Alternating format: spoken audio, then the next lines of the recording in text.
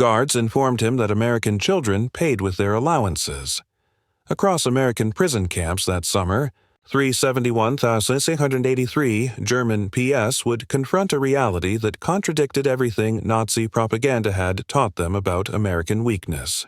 They discovered a nation where ice cream was routine dessert, where soft drinks were everyday beverages, where candy bars were so common that guards gave them away.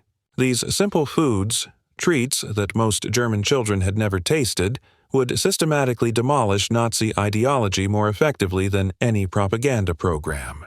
The mathematics of abundance were being written in sugar and carbonation, in chocolate and ice cream, revealing an American industrial capacity that rendered German deprivation not noble sacrifice, but needless suffering.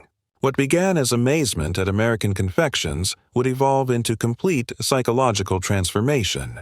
The desert's end, the Afrika Korps' surrender in Tunisia during May 1943, brought approximately 250,000 German and Italian soldiers into Allied captivity.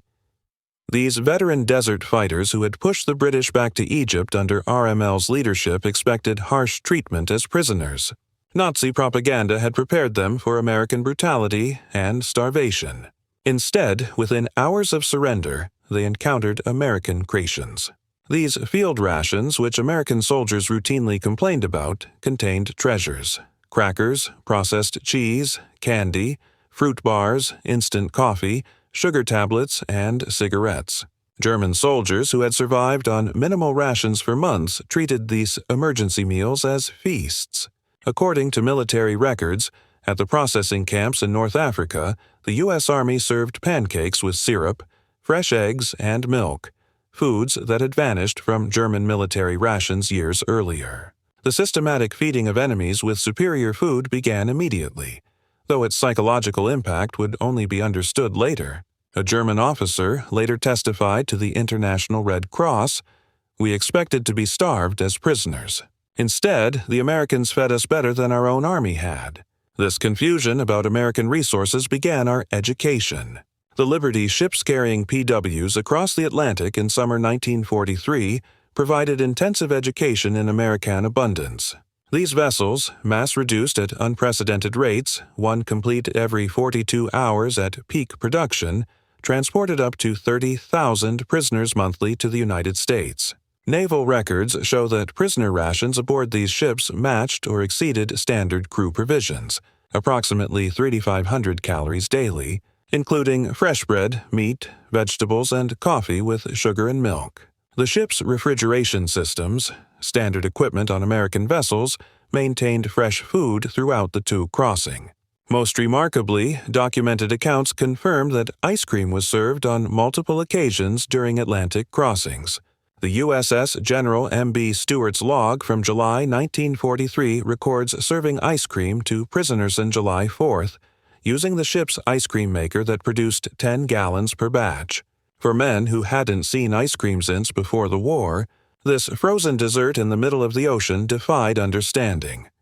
When ships docked at ports like Norfolk and Newport News, German PSWs encountered an America that Nazi propaganda had declared impossible. The Norfolk Naval Base, covering 4,300 acres with extensive waterfront facilities, handled more cargo daily than major German ports managed weekly. At the port exchanges, shops for dock workers, prisoners glimpsed shelves stocked with candy bars from major manufacturers like Hershey, Mars, and Nestlé. Military procurement records from 1943 show these exchanges stocked dozens of candy varieties, selling them at standard prices, 5 cents for most candy bars, the same price charged across America. The journey inland by train provided further education. Unlike the cattle cars used for transport in Europe, German PSWs traveled in passenger coaches. The dining cars served full meals. Documented menus from July 1943 show fried chicken, vegetables, pie, and coffee. PS discovered this wasn't special treatment but standard American rail service. The prison camp system constructed across America housed PWS in conditions that exceeded Geneva Convention requirements. Camp Crossville, Tennessee, typical of the larger facilities, included electric lights, hot water, flush toilets, and heated barracks.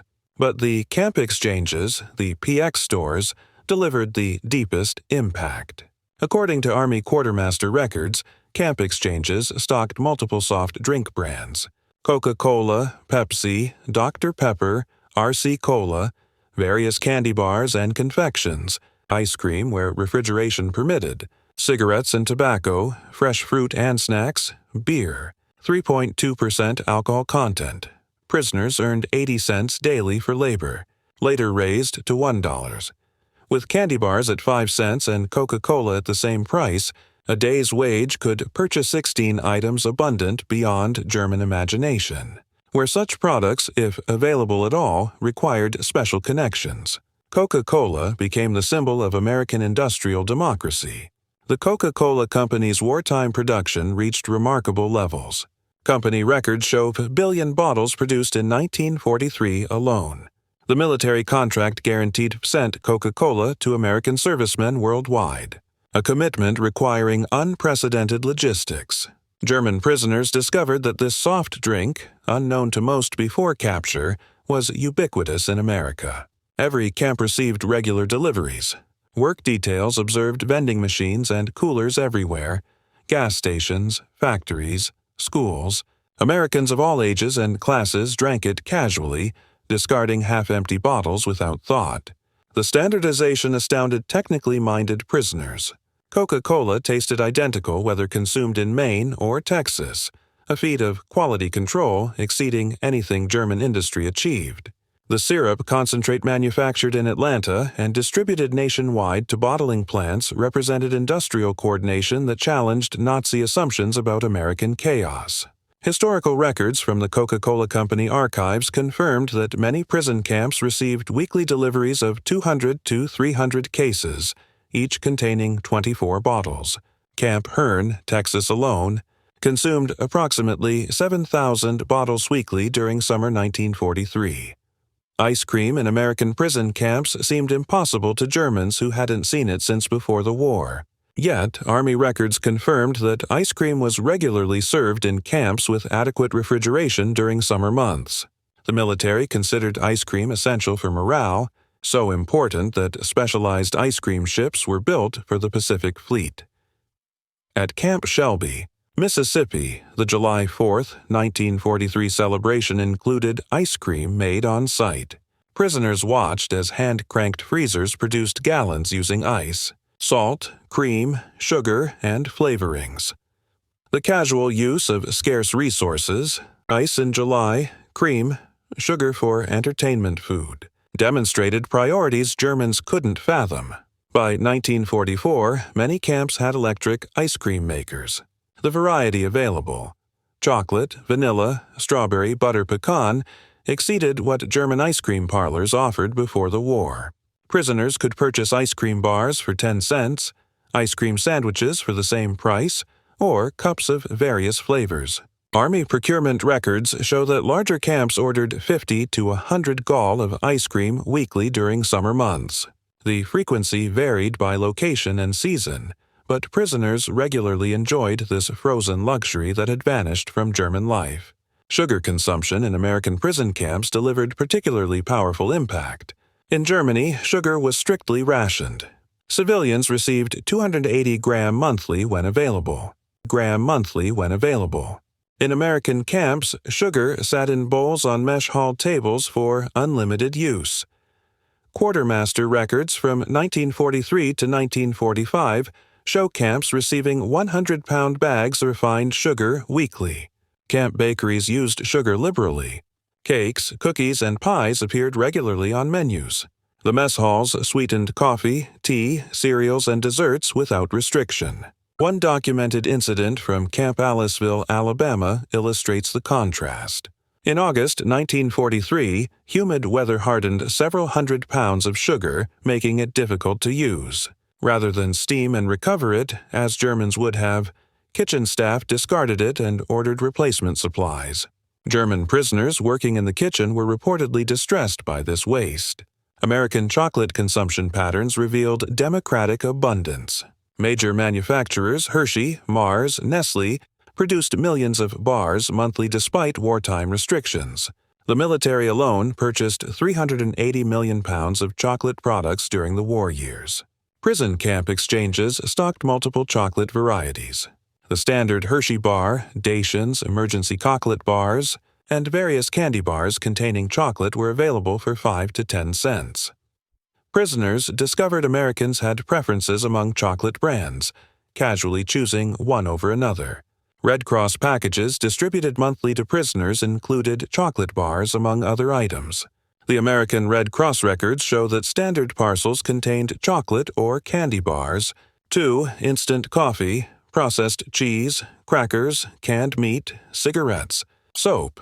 These packages supplemented regular rations, providing luxury items that exceeded what German civilians received as basic rations. Thanksgiving 1943 introduced German prisoners to American holiday abundance. This purely American celebration demonstrated national coordination of consumption that dwarfed German organizational efforts. Army records confirm that all prison camps served traditional Thanksgiving dinner roast turkey with stuffing, mashed potatoes and gravy, sweet potatoes, cranberry sauce, vegetables, pumpkin pie, coffee, and milk. The logistics required providing turkey dinners to 425,000 millions of American servicemen worldwide showcased organizational capacity. The fact that German prisoners received the same meal as American soldiers emphasized equality of treatment that contradicted Nazi racial hierarchy.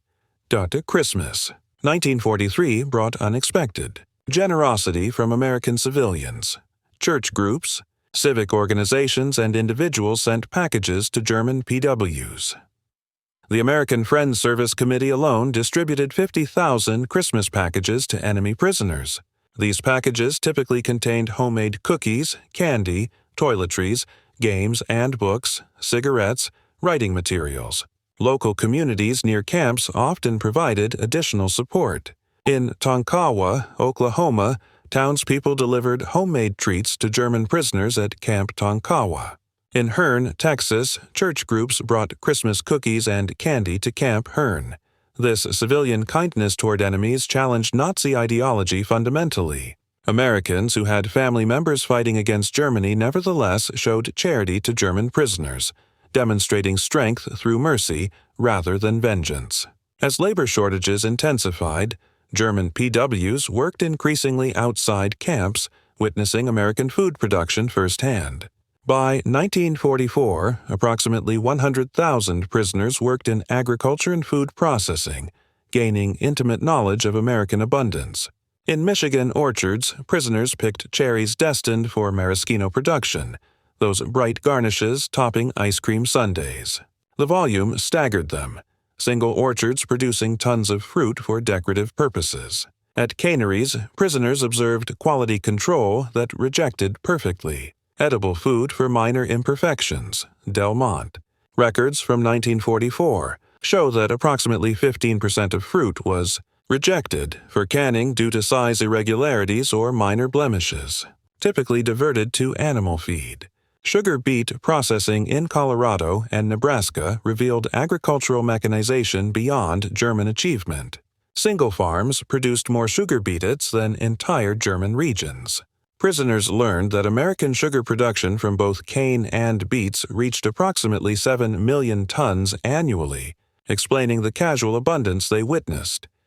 German prisoners working near schools witnessed early versions of organized school lunch programs.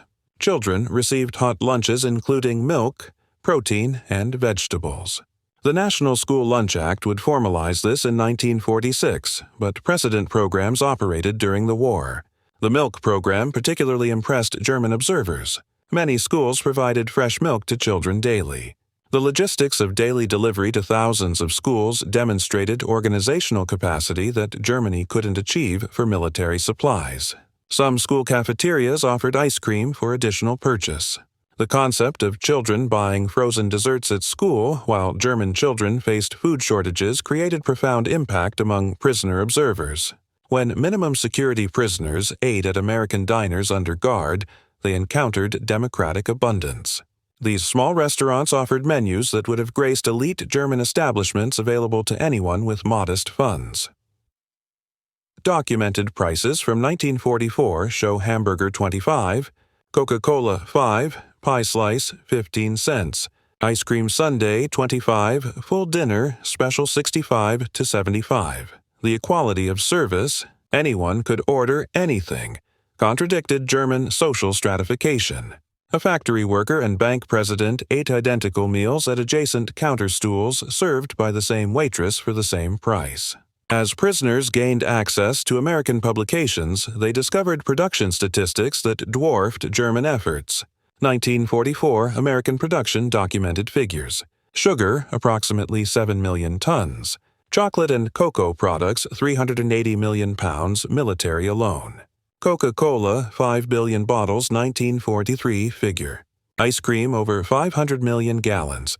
Milk, 119 billion, German production, same period. Sugar, heavily rationed primarily from beets. Chocolate, military priority only. Soft drinks, minimal production. Ice cream, virtually non-existent. Milk, severely rationed.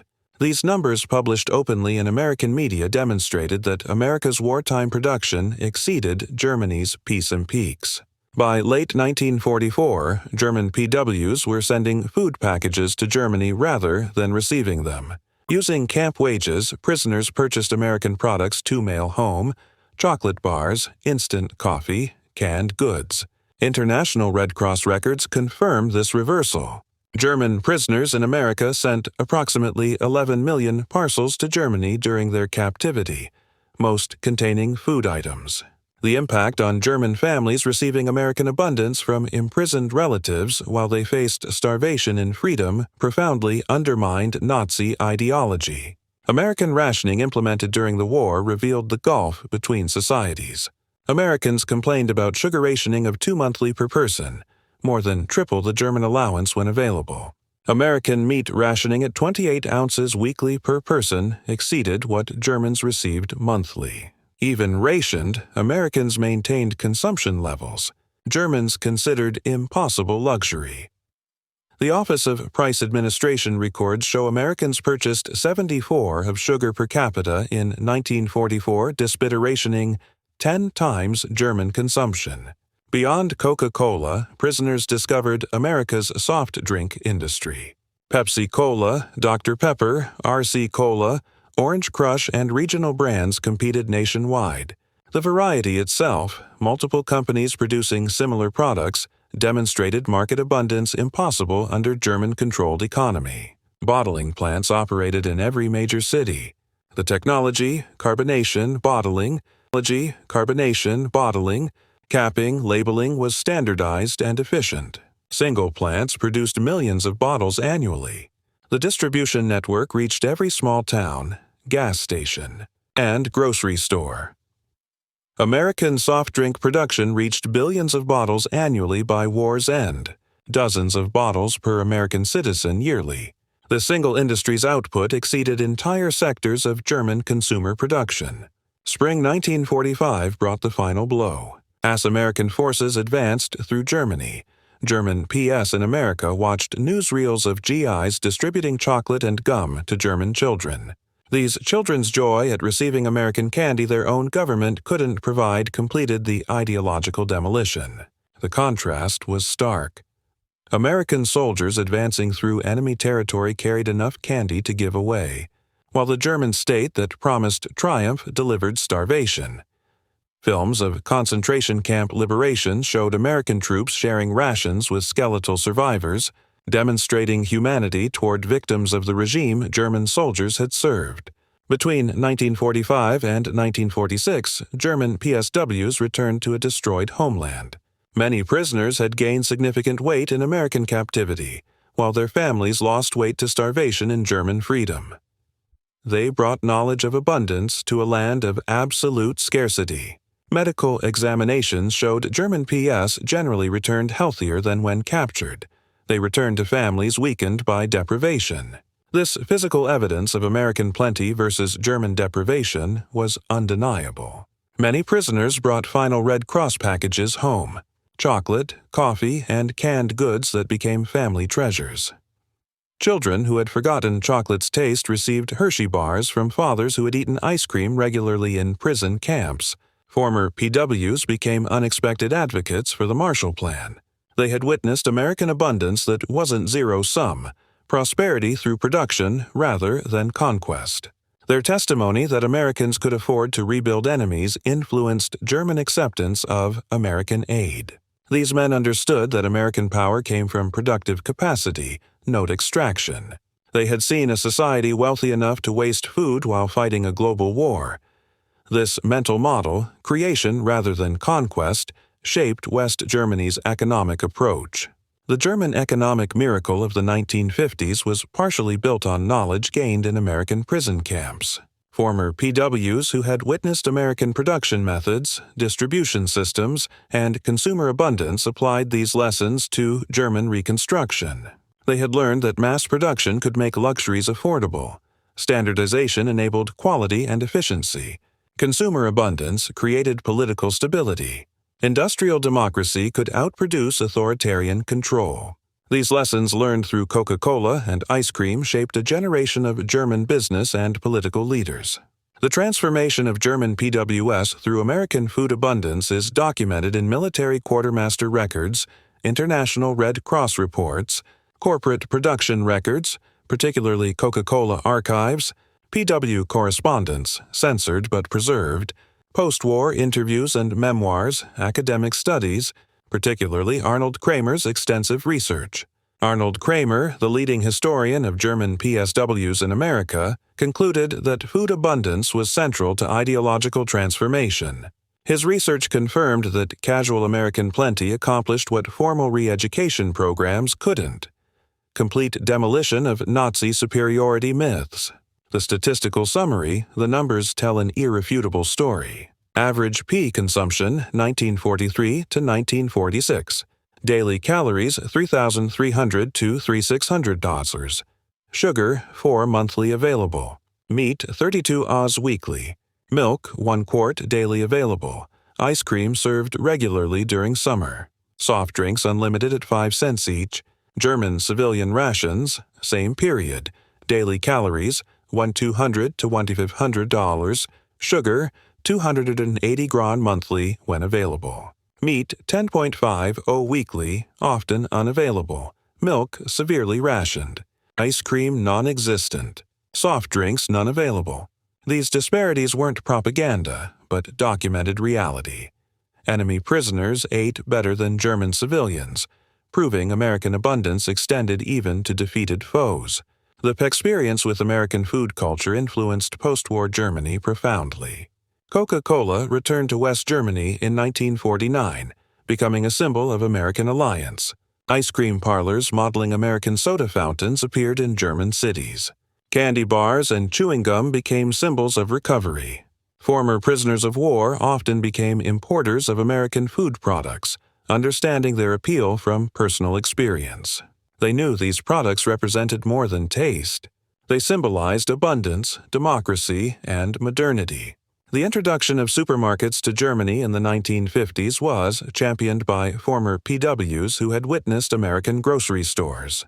They understood that democratic abundance required new distribution methods, not just production increases. In various post-war interviews and memoirs, German PSWs consistently identified food abundance as transformative.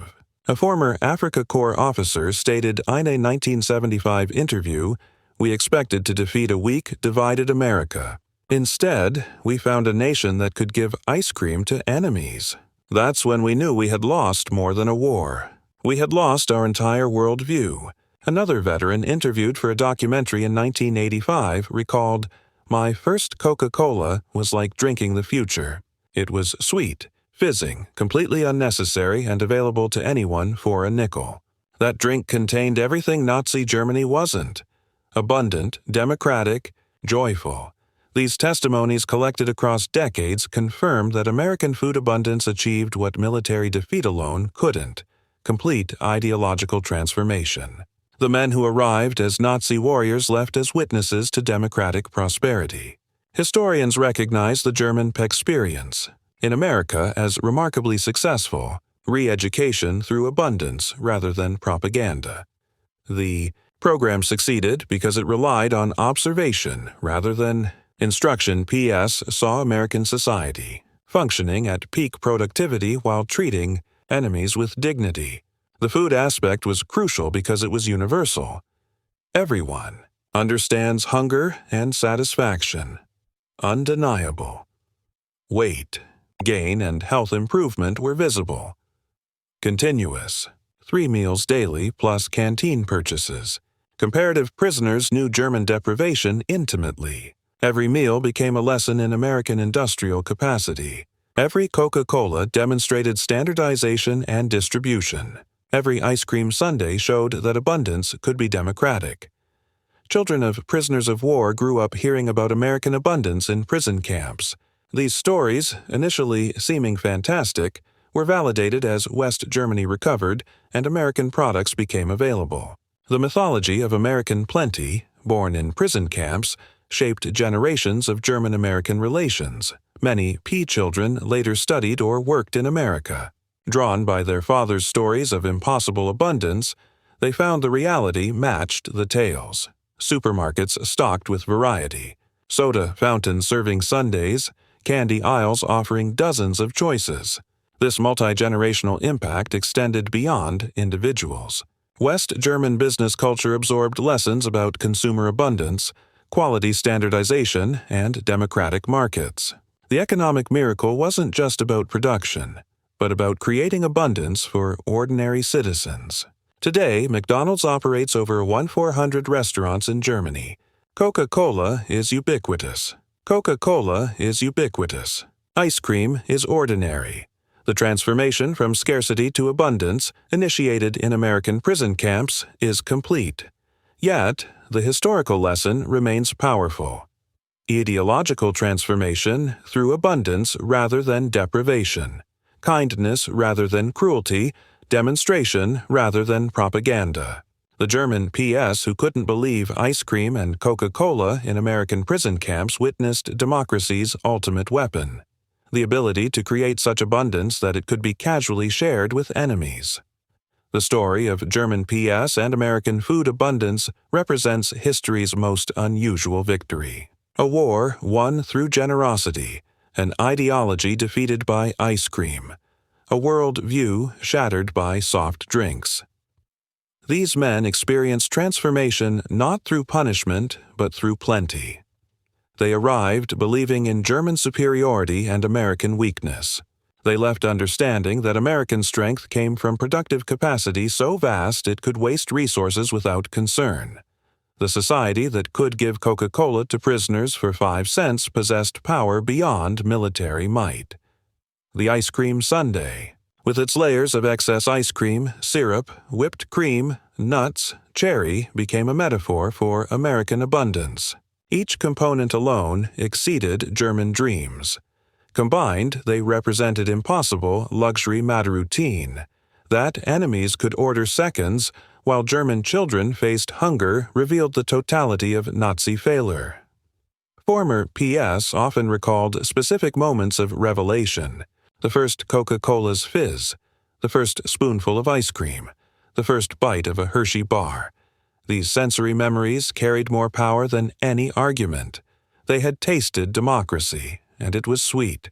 The transformation was complete and irrevocable. Men who had marched for the Third Reich returned as apostles of abundance, carrying the revolutionary message that prosperity came from freedom, not conquest. They had learned that America's secret weapon wasn't military might, but the ability to give ice cream to enemies. In the end, the bottles of Coca-Cola and dishes of ice cream served in American prison camps achieved what armies couldn't attempt, the complete transformation of enemy hearts and minds. The German PS who couldn't believe such abundance existed became its greatest witnesses, carrying home the truth that democracy tasted like chocolate and freedom fizzed like carbonation. Their story reminds us that sometimes the greatest victories are won not through destruction, but through demonstration, not through taking, but through giving, not through hatred, but but through the simple act of serving ice cream to enemies on a hot summer day. The men who experienced American abundance as prisoners became freedom's most unlikely ambassadors, transformed forever by the impossible reality of Coca-Cola and ice cream in American prison camps. Please,